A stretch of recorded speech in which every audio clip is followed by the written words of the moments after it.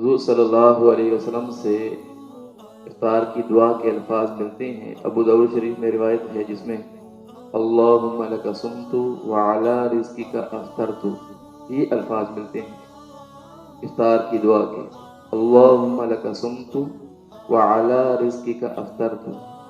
हमारे यहाँ जो दुआ मारूफ है, मशहूर है, अल्लाहुम्मा लका सुम्तु व बिका आमनतु व अलैका तवक्कलतु व अला रिज़्क़िका अफ़्तरतु, ये जो इसमें अल्फाज ज़ायद हैं, अल्लाहुम्मा लका सुम्तु व अला रिज़्क़िका अफ़्तरतु, इसके अलावा जो बाकी दो अल्फाज हैं, तो वो अल्फाज अगर यानी हदीस ना समझते हुए, सुन्नत ना समझते हुए अगर कोई मिला के पढ़ता है तो पढ़ने की गुंजाइश है।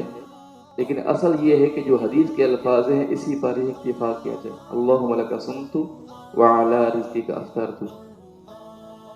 एक और दुआ भी आती है, वो भी अबू दाऊद शरीफ में ही रवायत है, ज़हब ज़मअ वब्तल्लतिल उरूक़ व सबतल अज्र इंशाअल्लाह, कि प्यास चली गई है और रगें तर हो गई हैं और अजल जो है वो बाकी रह गया इंशाअल्लाह।